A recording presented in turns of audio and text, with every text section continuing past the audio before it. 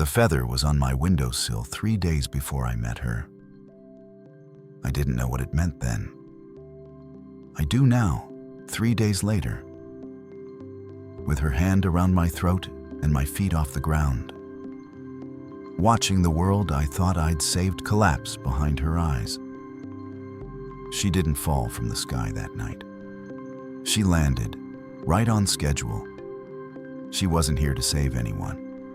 She was here to end everything, every soul, every life, every person who ever looked up at the sky and wondered if something up there gave a damn about them.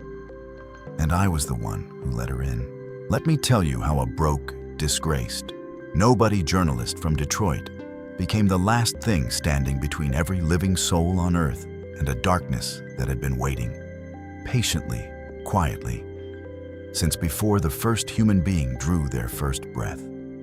Let me tell you how I almost handed it the key. And let me tell you what it cost me and what it gave me back. The part that will disturb you most is not the creature. It's how reasonable everything she said was, right up until it wasn't. My name is Marcus Webb, 38 years old, former war correspondent for the Detroit Courier, the kind of journalist who flew into conflict zones that other reporters flew out of. 8 months before this story begins, I published a piece built on a source that turned out to be fabricated. It took everything with it. My job, my press credentials, my reputation. And Simone's mother used it in court to cut my custody down to supervised visits twice a month. By the time this starts, I'm in a one-bedroom in Mexican town, Detroit. The radiator has been broken since October. 3 eviction notices in a drawer I keep telling myself I'll deal with tomorrow. $14 to my name. The Sunday before everything changed, Simone called me for the first time in 6 weeks. She didn't ask how I was doing. She asked if I was okay. Moss, there is a difference between those 2 questions that only becomes clear when your 9-year-old is the one making the distinction. I told her I was fine, hung up, and sat on my bathroom floor for 40 minutes. The one thought I had sitting there was this: I need one more real story. Enough to get my name back. Enough to get Simone back. I had no idea the story was already arranging itself around me. That Thursday night, I took the long way home through the rail yard, behind the old Fisher body plant. I was halfway across the gravel when the sky tore open. Not a flash, not lightning, but a full vertical split, like someone had gripped the dark with both hands and pulled. A column of white gold light came straight down between 2 freight cars, and the pressure wave knocked me flat, and the whiskey bottle I was carrying shattered 2 feet away. When the ringing faded, I crawled around the nearest freight car and found her. A woman on her back in the gravel, arms spread, 2 enormous wings, white, real, unmistakable, spreading from her shoulders. The outer feathers were charred and still releasing thin threads of smoke into the January air. Her skin gave off a faint glow from within, like something lit by a source that had nothing to do with the single overhead light above us. And when her eyes opened, they were amber. Not the color, the actual material, like fossilized resin lit from inside, containing something very old. She looked up and said, in a voice that resonated somewhere behind my ears like a bell struck too close, that she required assistance. My entire career is built on one rule: document. I don't engage. Stay behind the camera, never become the story. But before I could move, she said something that shut every rational instinct I had completely down. She said I had a daughter named Simone, that Simone had called me 4 days ago, and that I had told her I was fine. Then she paused and said quietly that I wasn't. I helped her up. I know how that sounds. I know exactly how it sounds. I helped her up anyway.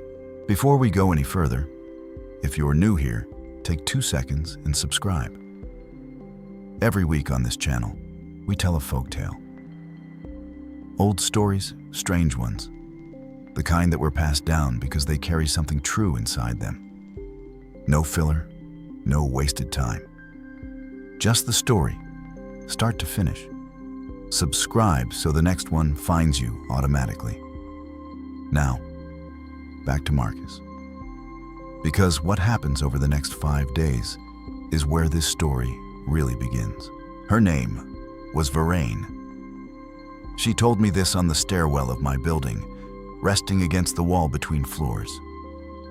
She said she was a Dominion, second hierarchy angel, who had governed the boundaries between inhabited worlds until she made a decision her superiors couldn't accept. She chose to leave rather than be forced out. I asked how she knew about Simone, and she said she had been watching me for 3 months, that she had needed to be certain I was the right person before she approached me. 3 months. She had been watching me for 3 months, and I had felt absolutely nothing. I keep coming back to that detail even now. Not the wings, not the amber eyes, not the column of light in the rail yard. The 3 months. I put her on my couch and retrieved the first aid kit from under the sink. That she waved it away and started studying my apartment instead. The dead story leads pinned to the corkboard, the court document stacked on the kitchen table, the photo of Simone on my desk that I hadn't been able to put away even at my lowest point. She told me hunters called arbiters would arrive within 48 hours, built specifically for tracking deserters, and they would not knock. She needed a week of refuge. In exchange, she would give me back my story, my name, and everything the court had used against me. She said all of that while looking directly at the photo of Simone. She didn't reach for the job, or the money, or the credibility. She went straight for the one wound that hadn't healed. I noticed that. I noticed it, filed it, and felt the offer anyway. Which was exactly what she was counting on. On the 4th night, she sat beside me at my laptop and said quietly to let her. Her hands moved at a speed that had nothing to do with typing. When she stopped, my screen showed a fully restored evidentiary record, source documentation, corroborating files. My career rebuilt from the inside out. Next to it, a refiled custody motion. New character references. The supervised visits arrangement, gone. I told her it was fabricated evidence. She tilted her head and said I had verified my source through 3 channels, that the source had lied to all 3, and that she had simply shown the record what I actually did, not what the failure had made it look like I did. Then she asked whether it was only wrong when it helped me. I didn't answer. I closed the laptop, went to bed, and in the morning the files were still there. I left them, and that silence was my yes. And she had known it would be before she ever sat down beside me. Day 5. We were eating takeout when the window didn't break. It compressed inward and dispersed, glass simply ceasing to exist as the figure entered, and its landing left an impression in my hardwood floor. It wore armor the color of bleached bone. Its wings were rigid, translucent plates that scraped against each other like stone on stone. Where its eyes should have been was pure white light, burning from the inside out. It spoke, not in a voice, but in a frequency I felt in the fillings of my back teeth, announcing itself as an arbiter, declaring Vervain a Dominion deserter, and stating that compliance was not optional. Vervain got me to the hallway and turned to face it, her wings snapping to full span, and the arbiter produced a blade of concentrated light directly from its palm. She told me to run. I went to the kitchen and grabbed the cast iron skillet I'd kept through 4 apartments, the only thing left from my marriage. I swung it at the arbiter's head with everything I had. My arms went numb on impact. It turned and looked at me, the way you look at something small that wandered into your path, then with one motion sent me into my bookshelf. I hit the floor with everything aching. I found the fire extinguisher under the kitchen cabinet. I discharged the whole canister into its face. The foam hit those white eyes, and for the first time, it staggered. Its mechanical precision interrupted by something as ordinary as a fire extinguisher. Varane threw a vial of amber liquid at its chest, and it spread across the armor like something alive. The Arbiter folded inward and dissolved into fading light on my floor. We were on I-75 in 11 minutes. A Nissan Altima from the parking structure across the street, unlocked and started by her touch alone. Detroit shrank behind us. She was doing 90 when she started talking. And I want you to understand something before I tell you what she said. It made sense. Every word of it. That is what nobody warns you about. The wrong side does not arrive sounding wrong. It arrives sounding like the thing you already half believed, but were too afraid to say out loud. She said the soul cycle the sacred texts describe, the ascension, the peace, the paradise, was a story told to keep people calm, that human consciousness doesn't ascend after death. It is processed, refined into fuel that powers the celestial infrastructure. That humanity is, and has always been, a renewable resource. Every plague, every war, every pandemic. She said the intervention was never late or absent. It was deliberate. Mass suffering is not a failure of the system. It is the system working exactly as designed. She said she had watched it happen for longer than our civilization had existed, and that was why she left. She pulled a dark crystal from her coat, the sigil of Enoch. With it, she said, she could rewrite the original covenant, free humanity from the cycle. She needed one witness, someone with nothing left to lose and everything to fight for. We pulled into a motel off the highway. She told me to rest. Tomorrow, everything changes. She went into the bathroom. I sat on the bed. The sigil sat on the nightstand, pulling the light in the room slightly toward itself. I am a journalist. There is one rule I have never broken: confirm the primary source yourself. Don't trust the brief. Check the document. I picked up the sigil, and what it showed me made everything she had said look like a children's version of the actual story. 1 second. Before I tell you what I saw in that crystal, if you're not subscribed yet, do that right now. What's coming rewrites everything that came before it, and it's exactly the kind of moment people send to their friends. Subscribe so you're here when we tell the next one. We post every week.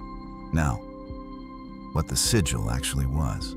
The moment my fingers touched the crystal's surface, the motel room was replaced. Not darkness, replaced. The information came the way a physical impact comes, all at once, with no ability to slow it down. The sigil was not a rewriting tool. It was a key. And what it unlocked was not a liberation covenant. It was a dimensional seal. The lock on something so ancient, it predated the concept of angels entirely.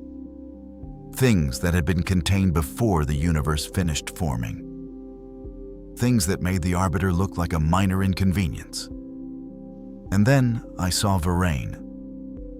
What actually wore Varane? Not a fallen angel. Something that had found a Dominion angel eons ago, consumed her completely, and taken her form. The amber eyes, the wings, the 3 months of watching me. When the mention of Simone's name at the rail yard, all of it had been engineered before I ever saw her face. The feather on my windowsill 3 days before the crash landing, she had placed it there herself. A test. I hadn't mentioned it. I had passed. I came back gasping, like surfacing from deep water. The bathroom door was already open. Varane stood in the doorway, her hair wet and darker than I remembered it being. Her eyes were still amber, but the warmth was gone completely. What was there now was the look of something that had been waiting for a specific signal and had just heard it. She said flatly that I had touched it. Not a question. I told her she wasn't an angel. She said she had been once, long enough for it to stop mattering. Then both tones returned to her voice. Two frequencies wound under each other, and she said the soul farm was real. That she hadn't lied about that. That she had lied about the solution. And that those were two different things, and I knew it. She was right. That was the trap she had designed. The truth she gave me was real, which meant rejecting her solution meant accepting a system I now knew was monstrous. She had made both exits terrible on purpose. This was not an accident. It was architecture.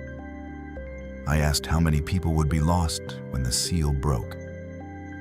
The pause before her answer told me everything. She said everyone alive eventually moves on, and that the question was whether it meant something. I said Simone was 9 years old. Something crossed her face. One flicker of what might have been real. And then she sat on the edge of the bed and set the sigil on the mattress between us. One voice now, not two. She said she would not force me, that she had never forced anyone, that if I didn't use it, the cycle continued forever. Simone's soul, my soul, every soul that came after, part of the machine, that was the alternative. For 30 seconds, I thought it was over. That her posture had changed genuinely, that the gesture was real, that my daughter's name had reached something true inside whatever she was. Then she smiled. And the smile was a calculation, not a feeling, too measured, too patient. My hesitation had told her what she needed to know. She reached for the sigil. I grabbed it first. She told me to give it to her. Both tones back, and a third beneath them. Something older than sound, felt in the walls of the room itself. Her wings snapped open. She said she would give me Simone, full custody, a clean record, a new life. That she could do it, and I knew she could. I told her at the cost of everyone else's daughter. She said I had spent 11 years arguing that one hard truth is worth 1,000 comfortable lies, and that here it was, to act on it. I threw the sigil at the floor. It didn't break. It skidded to her feet and sat there. She crossed the room in a movement I couldn't track, and her hand closed around my throat. I left the floor. The pressure was total, not just physical. Something pressing against the inside of my skull, the edges of my vision going dark at the corners. She said I could have been the man who told the story that changed everything, that she had given me that. Instead, I had chosen to lose with my principles intact. She called me a disgraced journalist with $14 and asked what exactly I thought I was protecting. I told her something she had never had, a reason that doesn't need a body count. Then a voice came from the doorway. Not loud, not urgent, just present, with the specific quiet of something that doesn't need volume to be heard. It said that the child's name was Simone, that she was 9 years old, that she had called her father 4 days ago and asked if he was okay, and that she deserved an answer. Vervain went completely still. The grip released. I found the floor and breathed one full breath, the most important breath of my life. In the doorway stood a man, tall, a gray coat that moved without wind, wings the color of deep water at midnight, blue-black iridescent, the exact same color as the feather on my windowsill. He had been there before she had, watching, waiting to see which way I would fall. Vervain said his name, Callum. She said it the way you say the name of something you have been afraid of for a very long time. He asked calmly, for the sigil, whenever I was ready. Varain told me not to give it to him, that he would return it to them and the cycle would run forever, that she had watched humanity be consumed for longer than our language had words for and was trying to end it.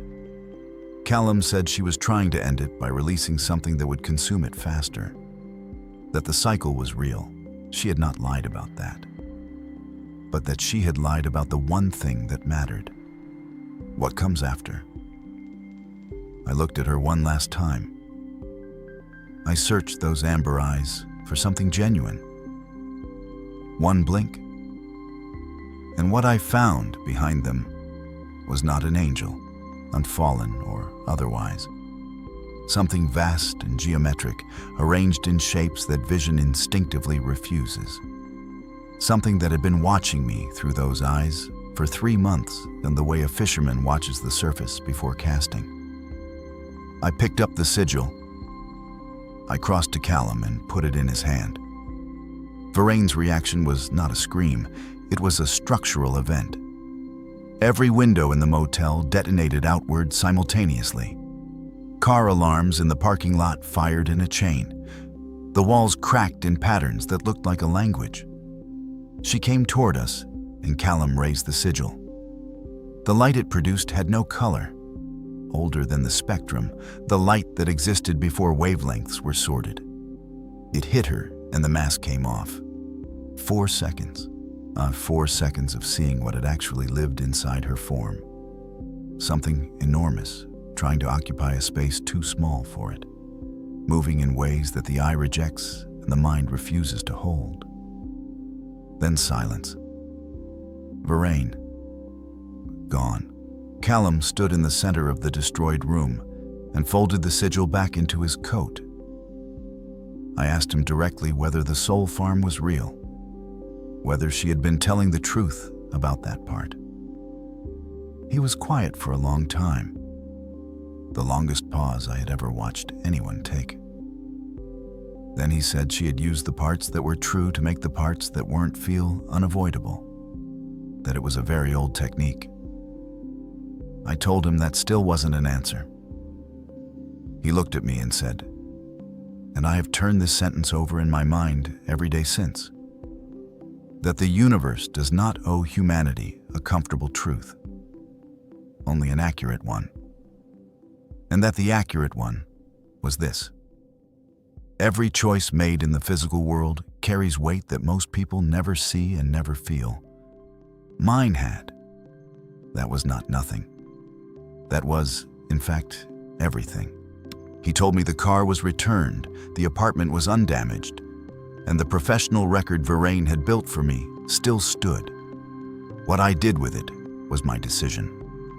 Then he stopped at the door and said Simone had called 4 days ago, and that I should call her back. His wings extended, the air around them distorting in every direction at once, and he was gone. I sat on the edge of the wrecked bed for 20 minutes. Then I called Simone. She picked up on the second ring. It was past midnight, and she had been awake. She said my name like a question. I said, "Yeah, it's me, I'm okay." A pause. And then, with the precision of a 9-year-old who had inherited her father's instinct for the truest version of a sentence, she said she knew. She could tell. I drove back to Detroit the next morning. My apartment was undamaged, exactly as Callum said. On my desk was a manila folder. Inside it, real source documents, not fabricated, not built by Varain, original records that corroborated the story I had burned my career trying to publish. The truth I had been reaching for was true. Someone had found the proof and left it for me. Clipped to the folder was a card from the Sentinel investigative desk, with a handwritten note on the back that said they believed in second acts and to call Monday. I called. I got the job. The custody motion was granted for review. Simone came to stay with me 3 weeks later, the first time in 8 months. She walked through the door with her backpack and her questions and her specific way of looking at things that I have always believed she got from me. Us and we ordered pizza and stayed up too late. And she fell asleep on the couch, and I sat at my desk and looked at the feather and understood, for the first time in a long time, that I was exactly where I was supposed to be. The feather is still on my desk. I look at it when I write. I have stopped trying to fully explain what happened that week. Not because I can't, but because I have learned that some stories land differently when the listener sits with them quietly rather than being handed every interpretation. What I know is this: something ancient and patient chose me because it thought I was broken enough to be useful. It was right that I was broken. It was wrong about what broken people do when they are given a reason to hold. I was a journalist who had lost everything and had one instinct left: check the source, tell the truth, and don't stop when it costs you something. That instinct is what she selected me for. It is also what defeated her. There is something almost funny about that, if you look at it from far enough away. I look at it from close up, every day. When Simone calls on Sundays, which she does now without fail, I answer before the second ring. When she asks if I'm okay, I tell her the truth, which is that I am, and that I know what okay actually feels like now because I spent long enough without it to understand the difference. Some stories end cleanly. This one does. The world is still here. Simone is still here. I am still here. The thing that came for us is not. That is enough. That is honestly more than enough. That is The Weight of Wings, a folk tale about a man who had nothing left and chose correctly anyway. If this story stayed with you, if any part of it made you think or made you feel something you didn't expect, then subscribe. That is how we keep telling stories like this one. We post every week, and every story is built the same way. No filler, no shortcuts, just the story all the way through. Hit subscribe. We will see you next week.